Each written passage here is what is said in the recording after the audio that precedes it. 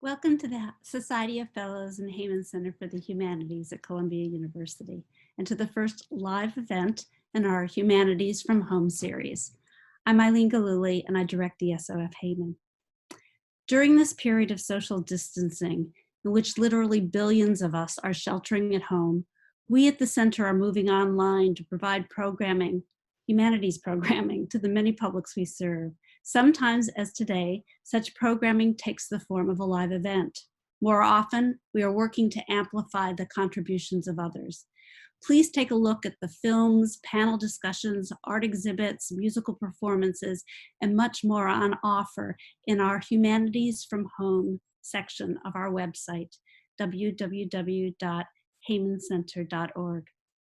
Today, we're delighted to host a discussion of the Duchess of Angus, a newly published coming-of-age novel written in the 1950s that considers the emotional and sexual brutality of young women's lives in wartime San Antonio, Texas.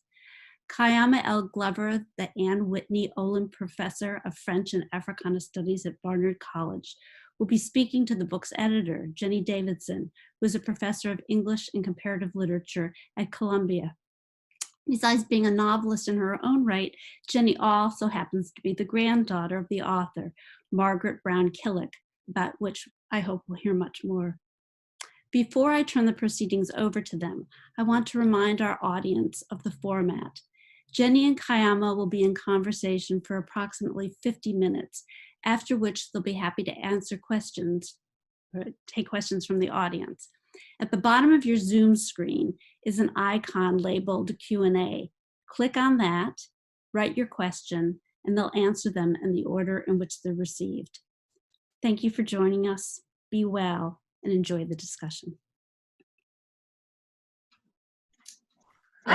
This minute to walk across the screen. Yes, we are slightly frazzled these days. And Cam, I have to thank you for your generosity in agreeing to take part in this conversation with me. I cannot imagine a better reader for this novel, and I'm really looking forward to sharing this time with you. Thank you, and with your cat, who I mean, we've done this a few times, right? This is the first time your cat has decided to make an appearance. I love it.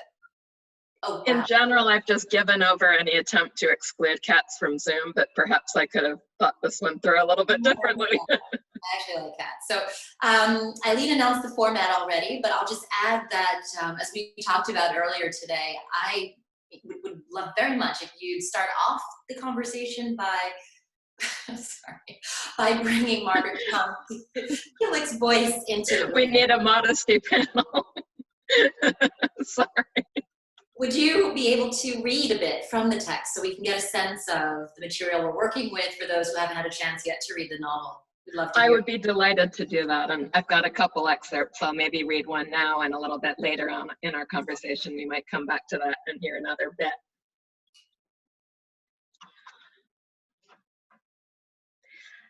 I had been at Joski's only 2 weeks when Wade Howell arrived, as she would have it, directly from Panama.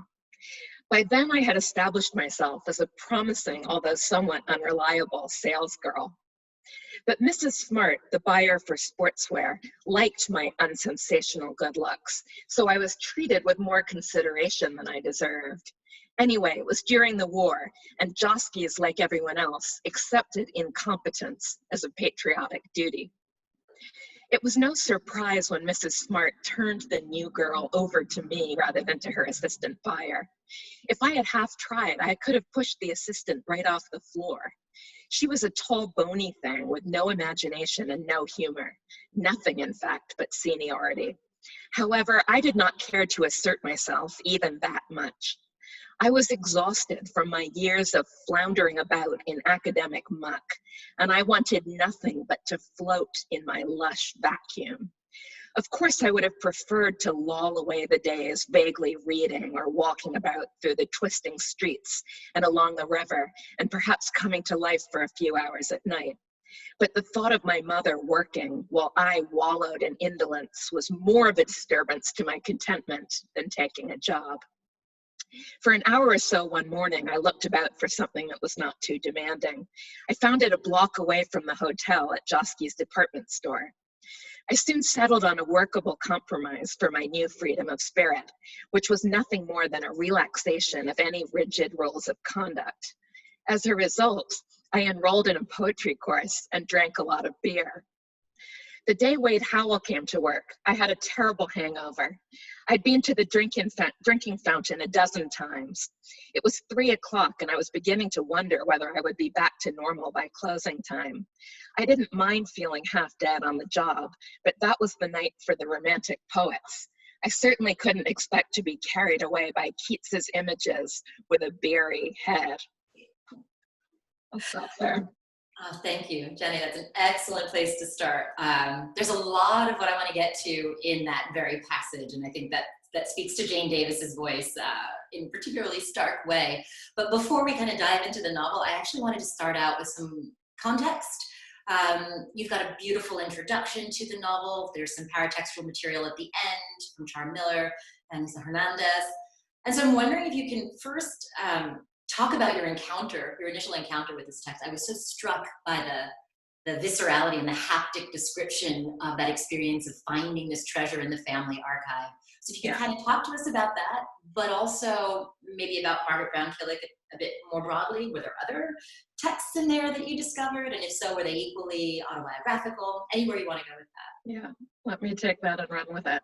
So I have been very fortunate in many ways over the last 20 years, but one of the things that has been most special and has really wonderfully affected my life in New York was that my mother was in a long-term relationship with a lovely man called Jim Kilik, and Jim's parents lived in New York City. So when I started teaching at Columbia in the year 2000, my mom kept on saying, Jean and Margaret are just so great, you have to meet them.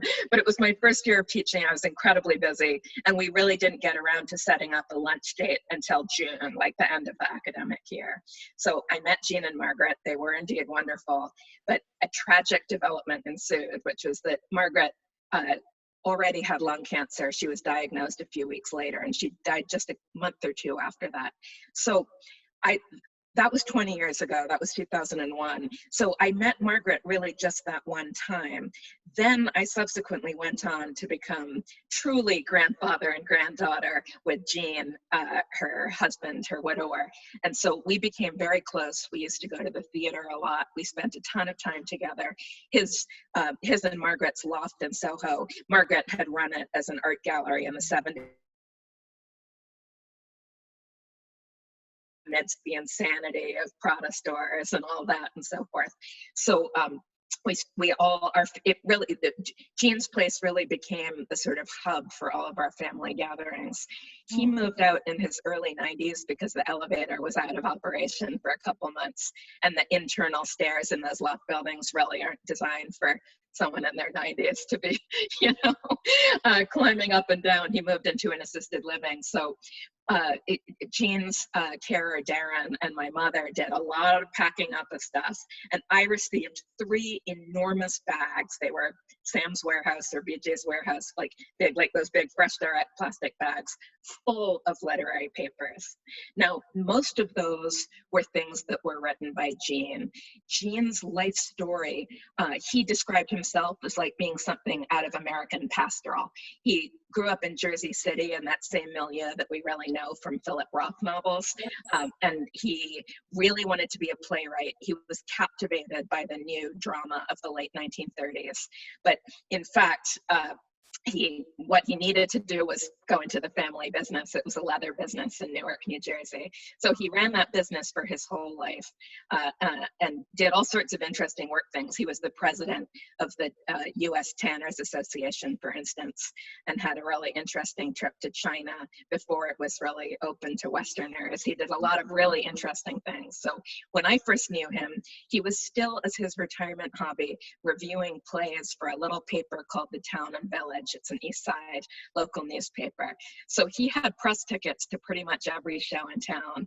And he would give me the whole list of what he was seeing, and I would just opt in and so forth. So he's the reason that I had all sorts of real lucky chances, like that, for instance, I was able to see Terrell Alvin McCraney's brother-sister plays when they were first at the public, because it caught my eye. I thought, go and see that. Or Anne Washburn's play, Mr. Burns, a post-electric play. These are all things I wouldn't have seen otherwise. So Gene and I had a lot of literary interests in common, and I knew that as well as his youthful attempts at playwriting, after he retired, he made a real stab at getting published. He wrote 20 or 30 short stories. He was really sort of teaching himself the trade of storytelling. He wrote about 4 drafts of novels and so forth. And so this was the bulk of these papers. And there was much that was interesting there. I did put together a little pamphlet for family that just had some descriptions of some of the more interesting pieces and included the text of 2 of those pieces. But in some sense, the novels, they weren't polished enough to be publishable, and they also weren't autobiographical. So I think if Gene had written an autobiographical novel about the Newark factory in the 30s, 40s, and early 50s, that there would have been something there that would have been publishable, but these drafts really just weren't. So amidst this thousands of pages of stuff, I'm just trying to go through and figure out what's there, what I'm going to do with it, and so forth. I found something that looked a little bit different than the other papers. The others were all, it was really wonderful. The others had almost all been written probably 1986 or 1987.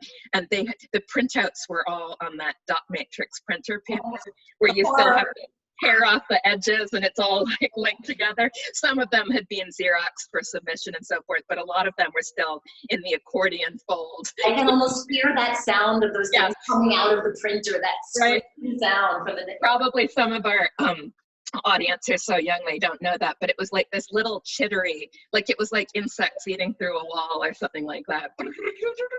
Anyway, so amidst this pile of papers that were all from the 80s, there was something that just looked really different, and I'm going to hold up one of the volumes so that you can see what it's like. I think the lighting isn't really going to let you see this. So yeah, we can if you get nice and close. Yeah. So it's this wonderful late 1950s office supplies.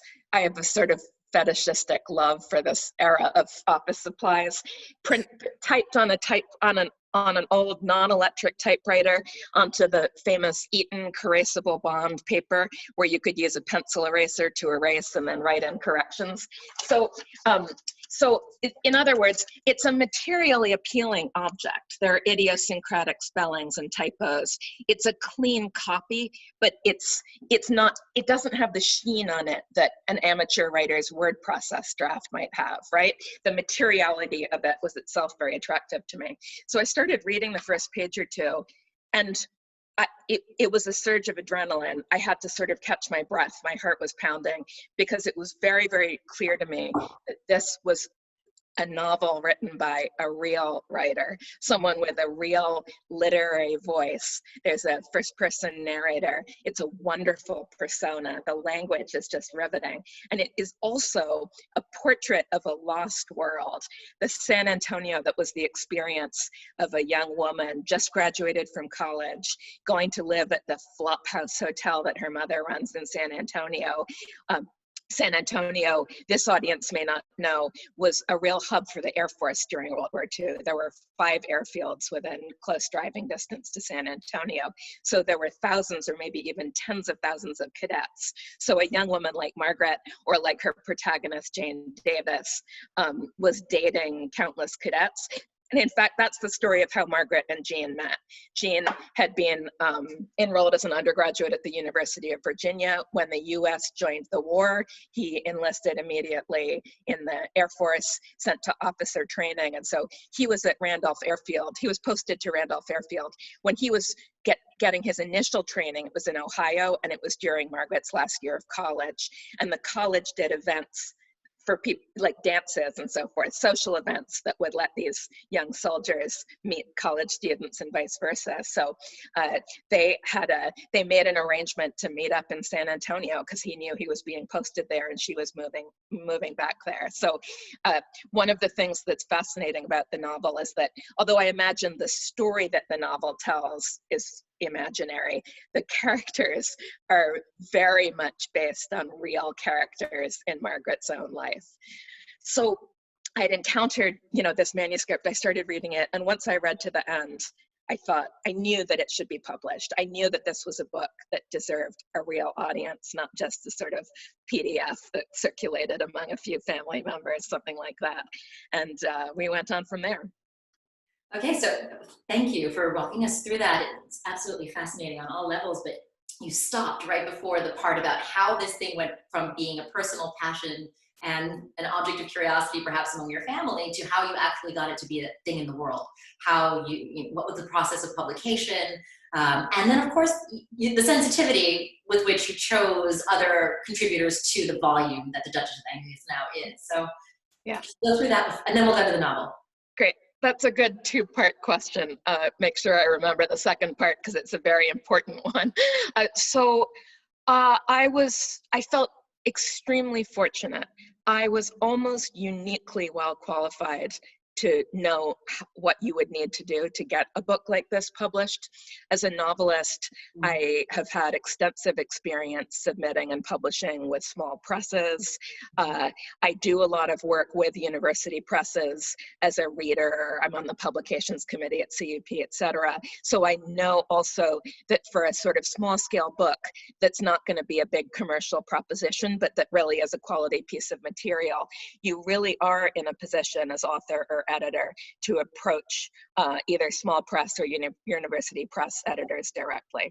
So my first step was I approached a small press editor, not the one I ended up working with in San Antonio, and it wasn't quite the right fit in terms of the kinds of books they published in this one. And he also said the first and most basic thing, well, before I can read it, you need to be sending me a Microsoft Word file of the text. We can't look at like a PDF of a typed manuscript from 60 years ago.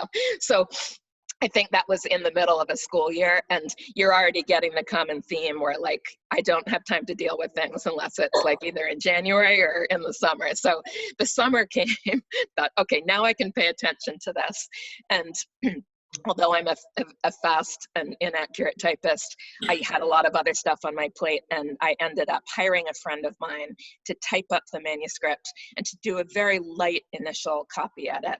I also did some further copy editing on that. And in the meantime, I was doing some research into Texas University presses, because I thought the thing that would really make this, the literary voice is extraordinary, but the thing that makes it so eminently publishable is the way that it provides a historical portrait of a lost time and place. So the fact that it's set in San Antonio and so vividly brings that place to life told me that I should be looking in Texas rather than looking nationally, and did a little research. And the first editor that I wrote to was at the University of Texas Press at Austin. It was the easiest pitch I have ever written in my life. Like we all know that pitches are some of the hardest things to write, and when it's your own book, you're just like, oh, can't someone else do this for me? In this case, I had this wonderful novel, and like the pitch just almost wrote itself. And it was interesting because I could see when I looked at it, oh wait, like I've never been able to write a good pitch like that before, but this book really has the thing that makes it have a claim to be published. This is amazing. So I wrote up a pitch and I emailed an editor, whose name I got off the press website. They had a series that looked like it might be publishing fiction, something like that. So this fellow emailed me right back, and never have I been more glad to be like a fancy sounding professor from a prestigious university, because I remember when I was trying to get my first novel published, how totally impossible it was. And I hugely appreciate the fact that I'm at a career stage where, as long as I don't go wildly out of my appropriate level, like people will write me back right away. So he wrote me back right away and said, we actually really don't publish any original fiction. The series you looked at is no longer publishing. And we just have this series that translates Latin American fiction that was already published, so we can't look at this. However, I think I know the person who you should talk to. Her name is Marguerite Avery, and she is an editor at Trinity University Press in San Antonio. So same day. I mean, we've all been there where like you have to wait months and months before you hear anything. So this was kind of encouraging. Like he's already giving me a name and someone else to write to. That's so polite that he wrote back so quickly. So I slightly reformulated the pitch and sent it to Margie. And again, within 24 hours, she wrote back to me, sounding pretty much, I thought, just as excited as I was about this idea. And once she had read the book, she's been really just an amazing person to work with. Once she'd shared it with her colleagues at the press, they don't usually publish original fiction, so there were some concerns about whether it would open up the floodgates for unwanted submissions that they weren't going to be able to publish and so forth. But it was really clear what an amazing piece of history it is, and that it really would be a very good fit for Trinity to publish this particular novel. Well, that actually then bridges us into the second part of that question I promised I would remind you about, which is kind of your paratextual materials, right? Because it is a work of fiction, certainly, but it has all this contextual information. The map itself is a brilliant stroke in terms of framing. That was Margie's idea. Yeah, I can hold this up and show everybody at home too. Margie commissioned an amazing hand-drawn map of the area of central San Antonio that the novel is set in, with little pictures of the key buildings, and you can see the river and the river walk all going through and so forth. It's the choices they made about design and typesetting also make it feel like a novel from the 1940s, right? That the size is a little bit unusual, and the layout and the type that they've used is evocative of that era. The package itself is compelling, absolutely. Yeah. But yes, so talk to us about the other texts that are sort of framing this text. So I had actually drafted a version of the introduction before I sent it out, because it seemed to me clear that the novel was going to need some contextualizing and positioning. And I thought that it would be much more likely that a press would be interested if they could see that I'd really already done that work. So I'd written that, that already. And once Margie and I were seriously talking about the book, we both just had to bump up against the fact that although many things about this novel will speak to you as if from like a live 21-year-old, who lives next door, like there is a very unattractive strain in the book of, it might be too strong to call it anti-Mexican American racism, but certainly the novel is of its period, of its Anglo-American orientation in the period. And it's very clear that although Mexican American characters, they're just called Mexicans in the book, that was the usage of that era. Although Mexican American characters do make appearances, they're very much conceived as sort of local color or comic local effect. There are no real characters in the book who are serious Mexican American protagonists. Yeah. And that the way that the racial attitudes pervade a lot of the descriptive writing especially is quite disturbing. So we knew that whatever else we might need, in fact, there are now 2 essays, Char Miller, who wrote an amazing sort of history of the first 300 years of San Antonio as a city. We knew that we might want some other things too, but it wouldn't have been okay to publish this book without an essay from a scholar who really knows about the history of Anglo-American, Mexican-American relations in Texas, more about the socioeconomic history of Mexican Americans in San Antonio in particular. So when I was writing my introduction, as you know, I am a library fiend. Kaiama and I got to know each other well last year when we were both fellows at the Institute for Ideas and Imagination in Paris. And the most amazing thing for me there, yes, it was amazing being in Paris, but if you really ask me what was most amazing, I'll say I could request books, not just from Butler Library, but through Bar Direct and ILL as well. And they physically mailed the books from New York to me in Paris. So by the end of the year, on the bookshelves in my office, I had at least 250 books. Like, that's just the person that I am. And so one of those books, you know, I requested something like 10 or 12 books about San Antonio and race relations in Texas and so forth. So I'd requested a lot of those, and I'd read a lot of articles. And a book that I had quoted in my introduction already that I really loved was Laura Hernandez Arisman's book, Inventing the Fiesta City. It's a book about the development in the 30s, 40s, and 50s of what was originally a sort of smaller scale Mexican-American festival into a kind of bigger business. You know, it's a really intelligent kind of cultural history of those decades in San Antonio that touches on all sorts of things. So once we were really getting down to business and thinking, who do we ask? I thought, again, this is where these years of academic experience are so helpful. I'm just going to send her an email. I'm going to tell her how much I liked her book. I'm going to tell her about this project, and I'm going to see if there's any chance that I can persuade her, because she's the best person in the world to write the essay for this particular book. And again, I was so fortunate. She wrote right back, was like, yeah, like, how soon do you need it? So she and Shar were both really great on doing sort of shortish turnaround on that stuff. Because the other thing that was so exciting, I went to San Antonio last June because I wanted to interview some of the surviving family members and get more background on the real life characters and situations that are, you know, the basis for everything in the novel. So I had this trip to San Antonio. I met with everyone at the press, and you know academic publishing as well as I do. So this was June of last year. In any publishing, really, but especially in academic publishing, I was imagining that they were going to publish it 18 months later. Like, if you're signing a contract in summer 2019, you're basically looking like January 2021 at the earliest, and it might not be until the following fall. So I almost fell off my seat and was like, well, when, you know, what's your time frame for this? And the director of the press said, well, the San Antonio Book Festival is at the end of March, so we really want to bring it out in time for that and have it be our big book for the season. So I was like, oh.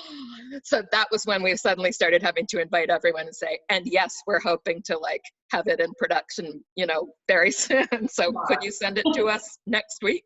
So it just really, the book is just so wonderful. It brought a kind of momentum with it, and everyone who I talked to about it got on board with the really remarkable thing that this was. And I have to say, I mean, the whole project, these framing interventions, your introduction, the Miller and the Hernandez Arisman paratext, it has the effect of, in fact, allowing you to immerse yourself more fully in the novel and in the story. Insofar as I felt kind of, from your introduction, warned, and thereby sort of any kind of those preemptive feelings I might have had reading along and discovering these things that would have taken me out of the novel were very successfully and preemptively kind of mitigated by the contextualization. And so I really found myself, this was the bedtime reading, this was the page turner, this was, oh, is it time for bed? Do I have to put this down now? So yes. I'm really delighted that worked for you. You know, absolutely. Of course, it's tempting to want to have, you know, I hate teaching novels in like Norton critical editions, because the whole format of that just, it weighs what are often really alive books from the past down with this like dreary apparatus, and it's so unattractive and so forth. But it was also really clear to me that this novel absolutely needed to have both the biographical frame and that contextual frame around racial politics and racial attitudes. It wouldn't have been okay to publish it without that. So I think that the press made very good design choices that stop those paratextual frames from seeming dry or academic, that they're instead kind of enabling conditions for the novel to be experienced as immersively as possible. They're incredibly insightful, but yet also a light touch. They don't overcome. Let's talk about the novel, okay? I have questions upon questions, and I'm mindful of time, but let's start with Jane Davis, this woman, this extraordinary woman in search of to my mind, someone in search of a moral compass. She's not after respectability exactly, but it seems that she's after some manner of clarity about herself, about the world she lives in, and she's trying to do this in this crazy cast of characters, this insane community, in itself very much in flux, many of whom are remote, cryptic, outright bizarre, and she's trying to find her way among them. And so I have plenty of particular questions, but I'll start just by asking, what do you make of Jane? How did you experience her, and how do you feel about her and her connections as you can perceive them to Margaret herself? Yeah.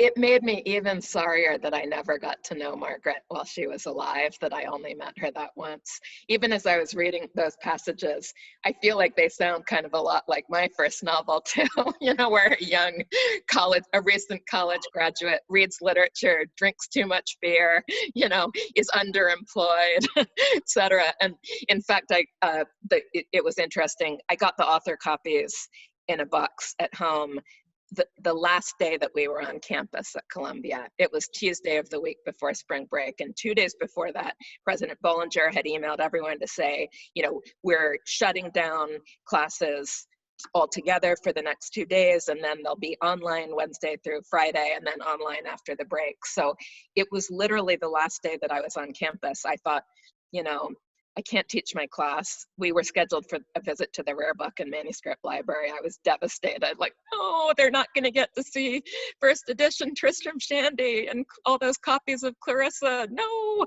So essentially, I did go to my office hours. I needed to pick up a couple things from my office, and I thought, maybe someone will stop by and want to talk.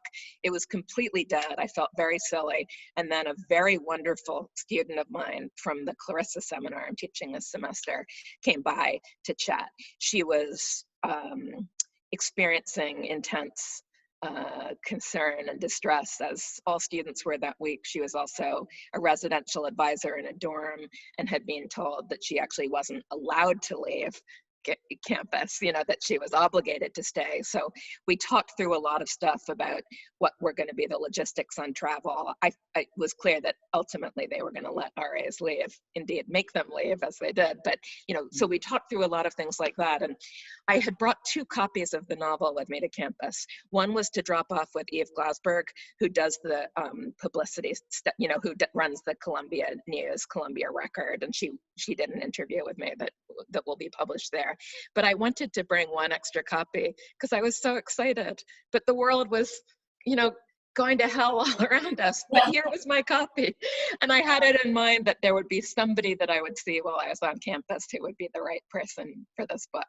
So I had this wonderful conversation with Giselle, and I pressed a copy of the book into her hands and said, I know this is a little weird, but I want to give this book to somebody, and I'm giving it to you. And what was one thing that was very interesting is that she is herself the daughter of Mexican immigrants to the U.S.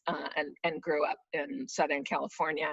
And so we had a fascinating email exchange over the following week or two that the book really spoke to her, because this vision of an aimless recent college graduate trying to find herself and her place in the world, and where do you go and what kind of a person are you going to be, really spoke to her.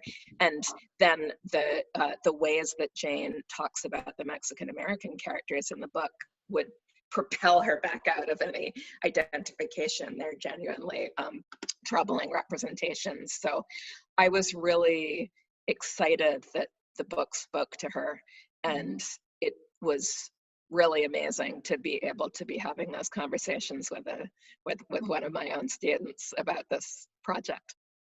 I would imagine. And I mean, I like what you just kind of evoked in terms of the ways in which Jane is incredibly easy to identify with as a woman, or even as an older woman reflecting back on one's young self. Certainly, she's incredibly stark and transparent about her perception of different things going on in her life and her evaluation of different people. But what I want to push on, I guess, a little bit is the extent to which, and you'll tell me if this is maybe just me, but how unlikable she is in many ways. How not. And I mean, not like I don't like her, but how deliberately not needing to be loved or liked she manages to be at this young age. Yeah. And I found that incredibly striking. And just wondered if it's one of the things that's so great about The Voice. She's incredibly judgmental, particularly when she writes about these cadets that she's dating. Like the scathing nature of the descriptions, the complete lack of willingness to be charmed by these young men who are trying to charm her desire to be an observer rather than a real participant, even when that starts to seem perverse. You know, those are qualities that are not conventionally likable, and they're really what's emphasized. They're Jane Davis's most distinctive qualities. Mm-hmm. Can I indulge me? Like a very short passage I just wanted to read, because that word judgment, she's judgmental of others, but she's quite judgmental about herself as well. There's an insightfulness to this character, and a willingness to expose herself. That just one quick passage, there's this moment where she's out on the town, you know, partying with various people, and she says, someone makes a remark that she finds stupid, which she finds a lot of things people say kind of stupid. But she says in this instance, I was furious, senselessly furious. At that time, I had not yet learned to bone up on the answers in anticipation of the questions. I lacked the presence of mind to retort, and it was useless to depend upon the depth of my emotions to see me through, for, like domestic champagne, they never quite bubbled up to their potential, but were more often lost in the yellow liquid. I groped about in my silent prison while the moment passed. I mean, this is like, to me, that's just so classically her. And this, I mean, I could have just kind of done one of these and pointed to a line like that, but she brings us into every scene with that kind of attitude. And so I guess one of the other things I wanted to ask you about, or have you talk about a little bit, are the relationships, especially because this book comes out of this relationship that never was, in a sense, with Margaret herself, but in the process has created these other relationships with women for you, be it your student to whom you gave this book, or be it with the editor who you're obviously very fond of and collaborating closely with. The relationships between women in this book are bananas.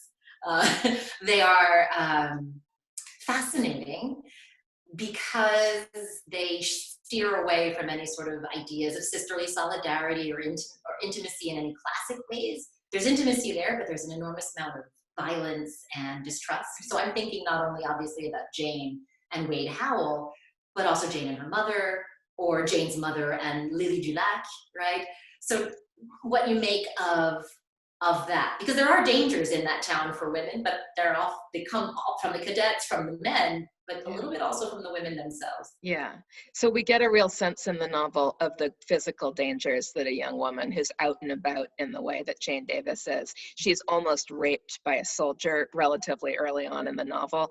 She's been assaulted, she's bleeding, she's lost her wallet in the river, and she gets back to the hotel and she just says that she had a nosebleed and goes up to bed. She doesn't even tell anybody about the scene of assault. So it's a violent world.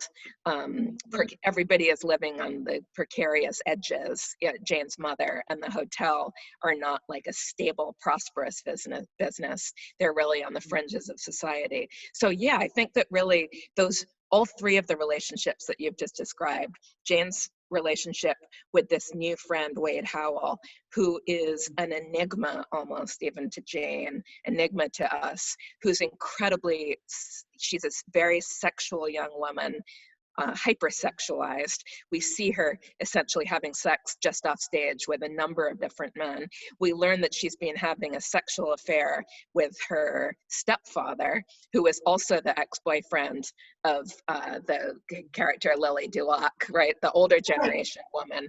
And from the point of view of the narration, Jane is a frustrated virgin. She is not really mature enough to be really ready to fall in love and be in a serious relationship, but she is a would-be bohemian who hates it that she hasn't lost her virginity. And one of the funnier scenes in the novel involves her trying to lose her virginity during her lunch break from the department store with a man who doesn't seem to understand what it is that she's hoping he's going to do. So there aren't really portrayed in this book serious relationships between men and women, except insofar as we have Jane's half-brother, Jess, on the scene, and he's another interesting one that we might talk about. But it's really about relationships between women. So Jane and Wade, Wade's affair with her stepfather, we realize at the end of the book, Wade has her 18th birthday. So Wade's stepfather has been having sex with her for at least a year or two.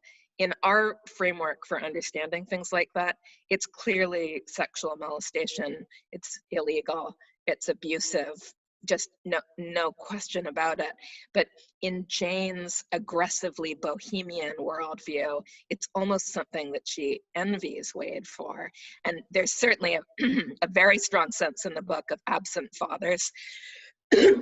Margaret's own father was killed in a car accident when she was just a baby, and her mother's second husband was a no good, no-hoper who just vanished at some point. So this household of strong women that she's living in, the hotel run by Agnes, and the coffee shop in the hotel is run by this amazing character, Lily Duloc, who's a bit of an eccentric. So there's a strong relationship between the two women in the older generation. The novel doesn't go into this, but if we imagine that Jane really is closely based on Margaret, Margaret didn't really know her mother well when she moved back to San Antonio after college, because her mother had really dropped her at a different relative's house every year. Jane said that Margaret went to 12 different schools from grade K through 12. Margaret would sort of dump her on somebody, go off and do her thing in Chicago, running a hotel. But Agnes's hotels, like Martha's in the book, she would only rent to men. Like Lily Locke quotes her as saying, renting to women lowers the place, with the obvious hint that they're basically, if you rent to women in that kind of a boarding house, they're going to be having sex with men for money, and you would rather keep that like off the property. So essentially all the powerful and emotionally intense relationships are between women. Jane aspires to be like Wade, but in some sense we are also very aware that Jane has a sort of stubborn sense of self that Wade doesn't have, that's going to protect her in this rackety world that they're both living in. And then there's the amazing character of Martha, the hotel owner, this extraordinary figure. Now, I was fascinated as I heard more stories about the real life character that one's based on. This is Margaret's mother, Agnes. Jean had always said she was the strangest woman you'd ever meet. He did not like her. He really thought that she'd sort of taken advantage of Margaret. She hadn't been, in any conventional sense, a good parent. But once I heard more from other relatives about Agnes's life history, I had to take on a sort of strange respect for her, even though I don't know that I would have liked to know her or be related to her. So Agnes was born and grew up in West Texas in cotton farming country. And what the family members all say she would say in later life, when she was in her late teens, she up and left for Chicago. And what she would say would be, I didn't want to be a slave to those farmhands. Like she, as a teenager, had looked around her and seen the extent to which, for women as opposed to men, the kinds of domestic servitude, whether as a hired helper or as a wife, were just not going to be an option for her. So she was in Chicago for all of the 30s and the 40s, leading this unusually independent life with plenty of men friends and not a lot of conventional maternal role playing and so forth. So you get the sense in the novel that when Jane goes to her mother's hotel, they know each other well in a way, but they're also almost strangers. And this represents the just about adult Jane starting to get to know her mother as two adult women, rather than as a vulnerable child and an absent mother, which we imagine their prior relationship has been. I mean, given that context, it's almost extraordinary, the generosity and the empathy she shows in portraying his character, right? This is not a novelist getting revenge on an absentee mother, No. right? There's so much generosity, I would say, Yeah. and roundedness in her portrayal of this woman who otherwise might easily be condemnable in that time, or even in our own time. In some ways, I think Agnes is really, Martha is really the emotional center of the book. Like that the superficial mystery or enigma has to do with Wade and what exactly her sexual affairs are and so forth. But the real like fascination or puzzle of the book is this mother who's had this extraordinary life and is such a remarkable figure, and who, like her daughter, is not obviously likable, but attracts one's interest yes. and one's care in a really remarkable way. Just looking at the I'm going to ask one more question, layered as they have been. Yeah. I'll start off from a fairly reductive place, but I'll try to nuance what I'm after. So the reductive question is to what extent you consider this or don't a feminist novel.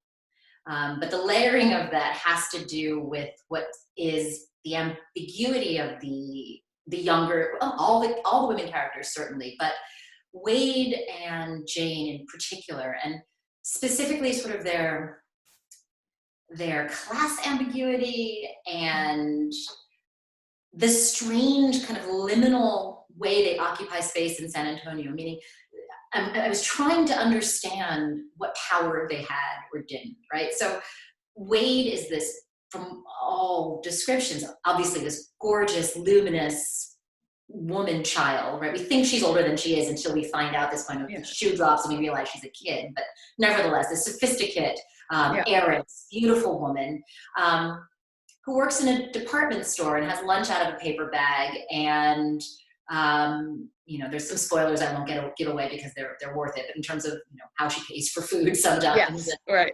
Yeah, we'll leave that to the readers of the novel to get that from the words themselves. I enjoy discovering that it's beautifully rendered.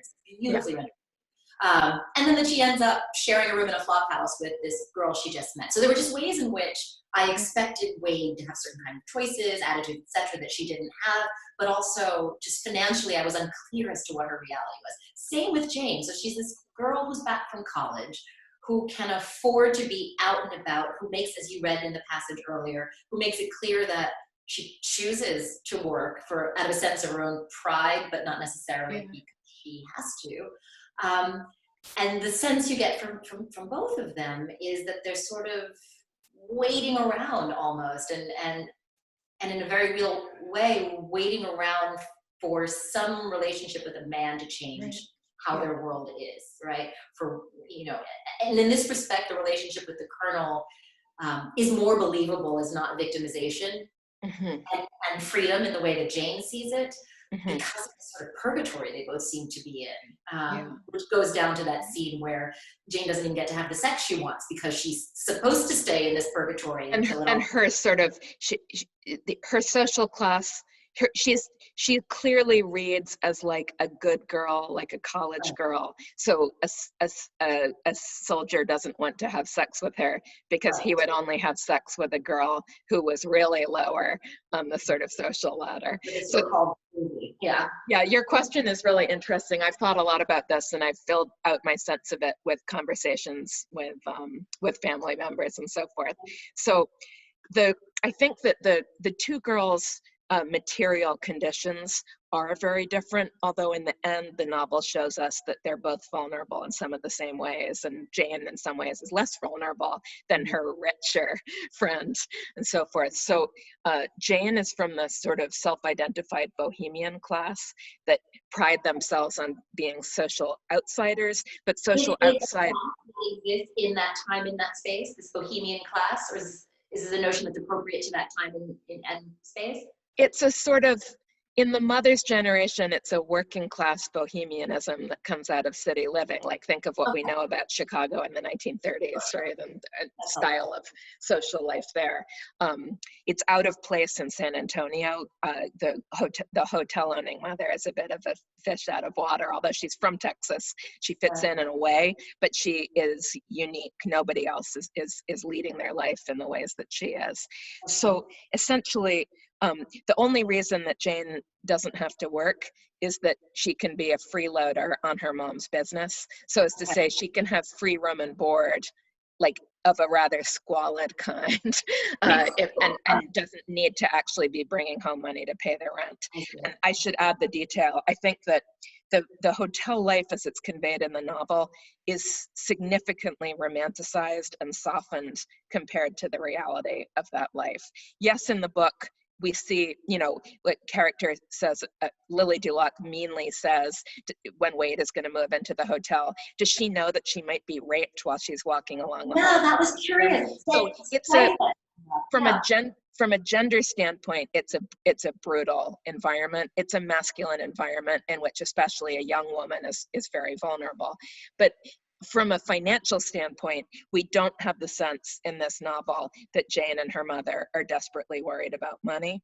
Whereas we have this amazing detail from an interview that Jean did. This was for a separate book project. Margaret was a collage artist as well as running the Key Gallery, the collage gallery on Green Street in Soho in the 70s. And so their nephew, John Kilik, did an amazing book where he got a photographer to shoot all of the images of all of her art and then put together a book with an interview with Jean at the front that gives some background. So Jean described the first time, you know, the date that he met Margaret on. They'd met in Ohio, they'd gone off their separate ways. Margaret was at her mother's hotel. Actually, her mother had already she'd had the address of the mother's hotel. She gave it to Jean. By the time Jean was in San Antonio, the mother's hotel had already picked up and moved to a new location. These weren't like stately buildings that were owned.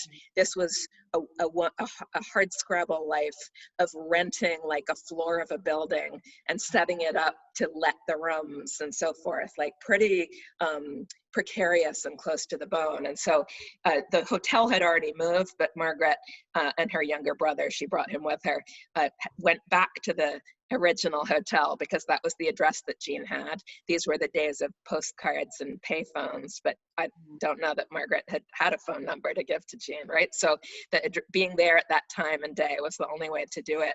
And so Jean, as he later describes it, said, you know, they walked all around town. She was showing him around.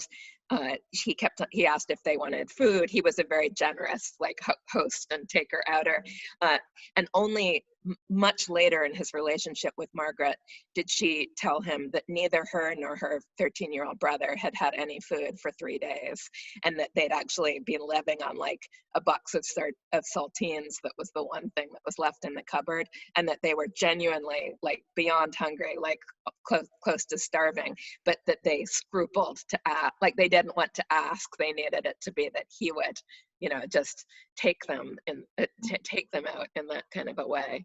So it's as if in the novel, the real insecurity that was financial has been displaced into sexual vulnerabilities.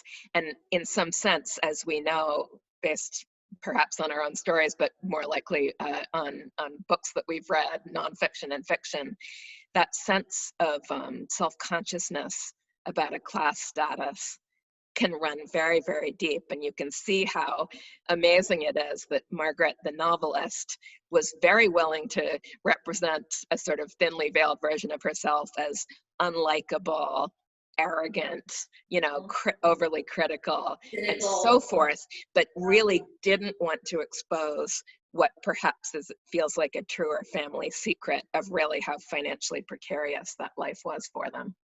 That's incredibly helpful in terms of trying to understand that, what seemed not to hold together so clearly. And I was trying to make out why. I should add that detail of the paper bags for lunch, that's a sort of girl thing in that era rather than a class thing exactly. So these young women aren't really thought to be supposed to be like eating lunch in a restaurant. You know, they bring their lunches with them, and that is a sort of upper middle class thing as well as a lower class thing, right? It's sort of. Why was Wade working in a department store? it's is this frivolous, like I want to do this, or it's a suitable hobby for a young woman who doesn't have much else to do, right? Jane is almost doing it like that too. Like she just needs something, and she will feel better if she has a paycheck. But it's clear that both of these young women, you know, they speak nicely, they're pretty. Jane is regular pretty. Wade is a ravishing beauty, and there's a sense in which in wartime, that kind of a job, like it's almost sort of a public service, like to be there and be decorative and not really to be very competent, like as Jane says of herself, right? You don't really, to get hired at Joske's, you don't need to like know what you're doing. You just need to kind of look the right way and dress the right way and speak the right way that will make you like a kind of class appropriate front face of the department store.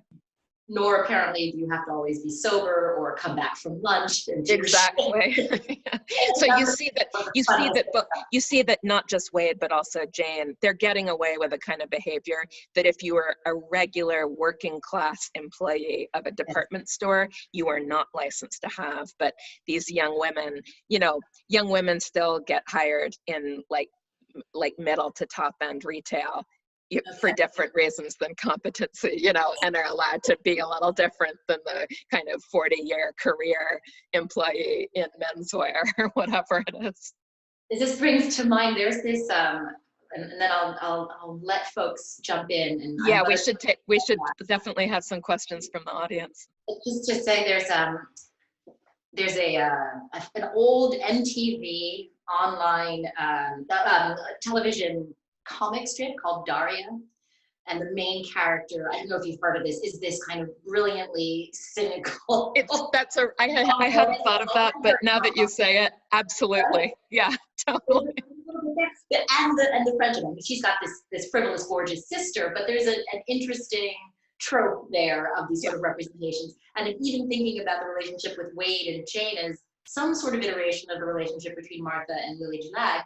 Not exactly, but Lily is kind of portrayed as this elusive, crazy, eccentric, and passionate person versus Martha's more staid and rational. Just found it a funny thing. Let me remind you, we were going to have you read another bit, but let's skip that. Let's go straight to the questions. Yeah. I think that's a good idea. To remind everyone the format. So not the chat function, which you may be more accustomed to. You're going to look at the bottom of your screens. You'll see Q&A. It's pretty explicit. And if you just want to pop some questions in there, I'm actually not aware whether everyone sees the question, so I'll probably just read the question out loud, and then Jenny can respond. Sounds good. So have at it. The sinister, no open questions. Not as yet, no, but that was a pretty abrupt move into quick Q. An abrupt segue. Okay, good. Okay, so we've got a question from Sammy Mimosa, wondering if Margaret's husband knew the existence of the manuscript himself. In either case, what was his idea or his reaction to it once you found it? Thank you. Hello, Jemre. It's great to see you here in this unusual format. Jemre is a Fulbright student from Turkey who was here at Columbia this year to work on her dissertation on 18th century British literature. So delighted to have her in the audience today. So I'm positive that Jean read this book. This version that we have from the late 50s, it was a clean copy. You know, this is a serious person's serious clean copy of a project that they've been working on. They were real kind of co-conspirators in terms of their interest in literary things and their shared commitment to creative writing as a mode that they both really enjoyed working in as well as consuming. So I'm certain that he read it then. I'm certain that he hadn't forgotten about it. The times that I heard him talk about Margaret's writing, he talked about her plays. There are a couple plays that Margaret wrote that are the other things by her out of this big thing of papers that's mostly things written by Jean. And so one of them is a play that is based on the same material as the novel. The other is a play sort of satirical set in a 1960s suburbia, you know, generic Levittown kind of setting. And so I often heard him talk about the excellence. One of those plays was actually about to be put on professionally when the tragedy happened of their older son being in a car accident that left him first in a coma and then dying in his mid-30s. So Margaret really, it was hard, life was hard for her after that. That loss was something that she couldn't really, you know, she was diminished by it. She wasn't able to keep on, you know, she didn't follow through with the play. She stopped running the gallery, all of that sort of thing. So I know he knew about her as a writer, and he would always say, you know, if I was asking him about his early plays, like, oh, but you should see Margaret's writing. She was such a great writer. You know, she was the real writer out of the two of us. So I wish that this manuscript had come to me sooner, because if things had just gone slightly differently, there's no reason that it couldn't have come into my hands like in 2010 or something like that while Jean was still alive. I know how meaningful it would have been to him to see this really published. Maybe I'll just say one other thing there too, an associated thought. Margaret was she wasn't diffident. Like we know from what we know of her writing this book, you know, she was a brilliant and satirical observer who had lots of thoughts about things, but she was modest or reticent in the way that meant that although her collage art was quite amazing, she was much more comfortable being in the role of the gallerist who helped people see other artists' work. And what I really suspect happened with this, maybe she sent it to an agent or a publisher. I imagine that she might have got a letter back from a professional person or two saying, this is very promising, we'd like to see your next book, or we might be interested in this, but it will need to have a more fully developed story, etc. And Margaret just didn't have the kind of stubborn, pig-headed arrogance. It's almost a delusional arrogance that you have to publish a novel, because when people tell you no, it's bad, or like, no, you're talented, but it's not going to make us any money, we're not going to publish it. In order to publish a novel, you have to just not listen and have this dogged commitment to the idea that you are going to keep on doing everything you can to get your words out there because they are unique and valuable. And that's the thing that I think Margaret didn't have. And I don't imagine that she would have, you know, the contrast to Sylvia Plath is so clear. As a book, it really is a little bit like The Bell Jar. I think it's an appropriate comparison, this very striking modern feeling, rather depressive, you know, intelligent young woman's voice, a young woman constrained by the possibilities that are and aren't open to her. But we know from reading Sylvia Plath's journals and letters, she was incredibly single-mindedly ambitious. Like she was just, you know, she had that magazine internship as a teenager. Her stories were winning prizes. She was submitting them very, very aggressively. She got a lot of rejections, but she got a lot of very prestigious acceptances as well. And it's that quality that Margaret didn't have that I think is the reason why her novel was not published in her lifetime. Do you hold out any hope of finding those kinds of letters from magazines or publishers that would have spoken to that effort? I would have it if they still existed. I think that they were thrown out long ago. We have another question from our colleague Jack Halberstam, who asks, what kind of structure actually does the book have? Experimental, straightforward, coming-of-age novel? It's a coming-of-age novel. It doesn't really have a plot. It's a meandering little coming-of-age novel. And I think the novel is much more striking than the play version of it, partly because it's this first-person voice that's so riveting. And without that, the material doesn't come as fully to life, at least for me reading the script on the page. But it's really a series of dramatic scenes. It would make a great film. It's sort of scenes with dialogue between characters in a very vividly realized setting.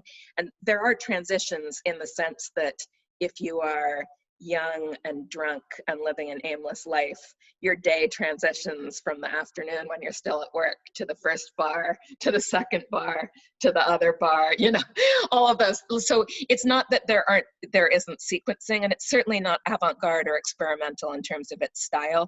It's a colloquially told, you know, a la Salinger, a la Sylvia Plath. It's that kind of a prose style, late 40s, 50s American vernacular prose style.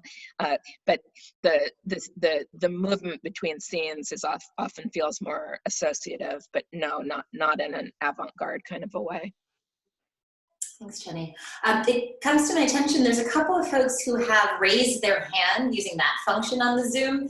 I can't actually see them, but I'm told that that's happening. So if I could ask you to just type whatever question you have into the Q&A, I can then pose it to Jenny. So I think there are a couple of people who've done that. So if you want to go ahead and type into the Q&A at the bottom of your screen, that would be helpful. In the interim, I think what will be a quick question for you, Jenny. Go for it, yeah. For others to gather their thoughts. The last passage, the very last words of the novel have, you know, Jane going out on a date with a guy that Wade has sort of set up to go out on a date with, but she's not going to show up. She's like, Jane, why don't you just go in my stead at my 18th birthday?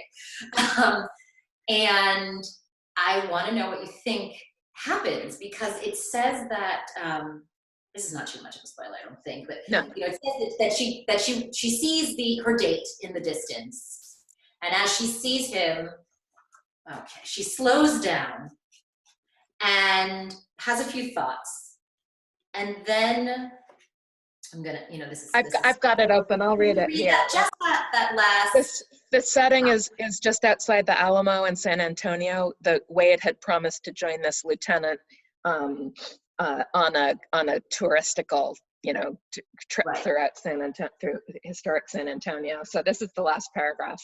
I turned toward the Alamo, brilliant in the fiery sun. There was the lieutenant. Wade was right. I started to run. Then I slowed down, realizing I had a whole day in the sun, and that at night a cool breeze would blow in through my window.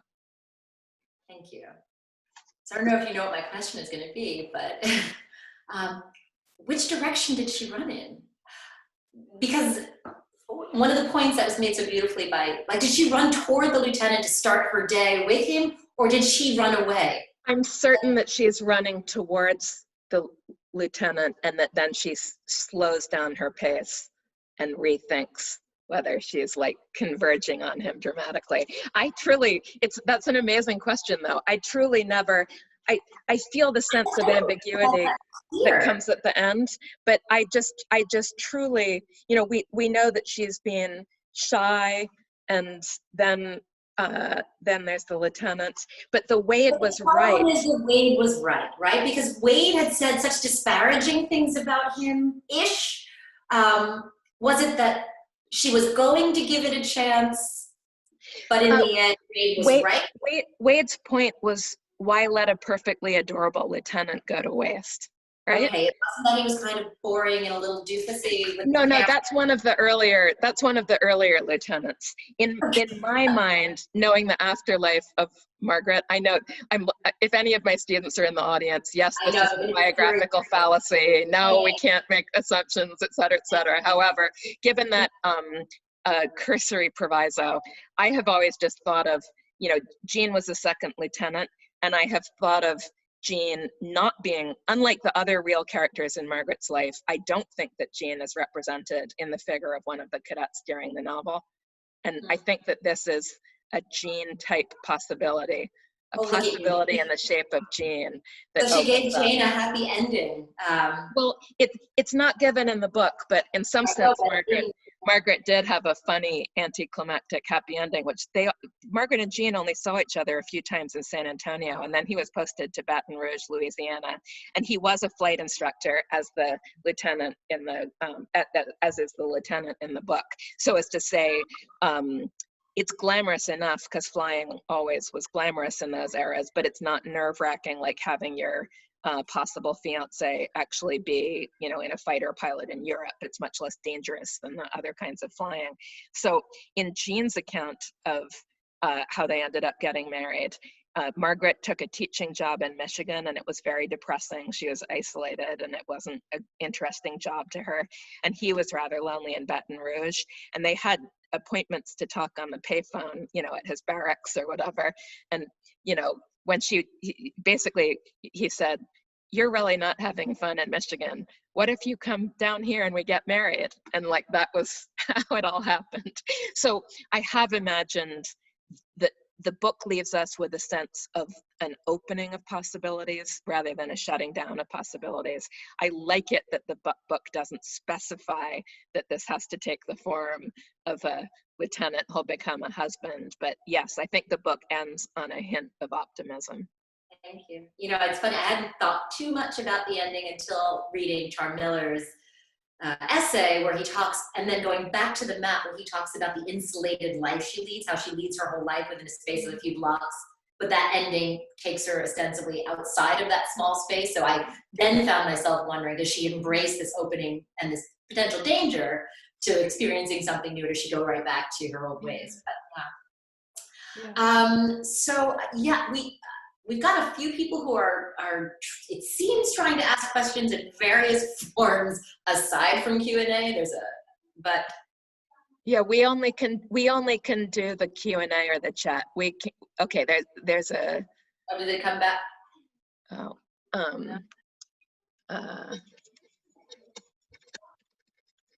sorry, just typing our back channel.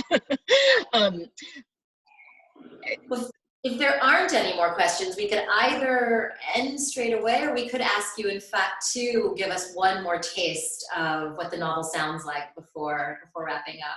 Why don't we do that? I'd love to read one more passage. Okay. And the title of the book is something that we haven't gotten to at all yet, The Duchess of Angus. The Duchess is a nickname that Jane's stepbrother Jess has for her, because for no explicable reason, she seems to be, she holds herself above everybody else, right? She is, she brings with her a sense of being some kind of an elite or something special that isn't borne out by anything about her birth or upbringing or situation. So that's where the Duchess comes from. The Angus is funnier, and in the scene that and the Angus is the name of the hotel that Jane's mother is running. So in the scene that I'm going to read here, we get the backstory of why this hotel is called the Angus Hotel. My mother claimed that the Angus Hotel was the third oldest building in the city, next to the Alamo and the governor's palace. When she first came to San Antonio, she carried on a sizzling correspondence with the Historical Society, arguing the point. But in the end, she wore them down, just as she did everyone else. The only time she ever lost an argument was when she was battling with the Angelus Funeral Home, and then she only conceded the point for her own convenience. At that time, the hotel was called the Angelus, a name which my mother considered quite appropriate because of the proximity to a cathedral whose bells tolled morning, noon, and night. It summons tired wanderers off the streets, she would say to Lily Dulac when they were sitting over a sentimental beer. Then it did not matter that mail belonging to the Angelus Funeral Home was delivered to the Angelus Hotel and vice versa. There was nothing very important anyway. But when Jess joined the Navy, mail became a very big item indeed. Feelings between the two establishments became strained, particularly on my mother's side. At one point, she openly accused them of keeping a picture postcard of the beach at Waikiki. Jess is stationed in Hawaii. It was Lily Dulac who suggested that my mother get the funeral home to change their name to something else. No one who goes there cares anyway, she said. She even offered them the use of her own name. They refused. If my mother had not been going out with a man from the slaughterhouse at the time, I think she would have put up with the inconvenience of chasing down her mail rather than lose a battle. But she was quite taken with her butcher, and when he suggested the Angus and offered to give her a new sign as a token of affection, she agreed. The building was old. The outer layer of adobe was dry and brittle. Lately, when there was an unusual ruckus in the streets, portions of the old mud would shake loose and crumble about us. This did not detract from the hotel's appearance. In fact, it became more picturesque after a severe jolt.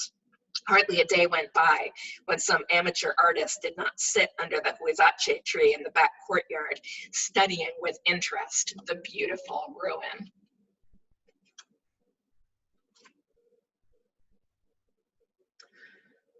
Okay, now let's just check in case we have one last question. Okay, yeah, it doesn't look to me like we've got another one here. Obviously, many of you know me in real life and know where to find me by email or on Facebook. I can obviously talk more in any of those formats.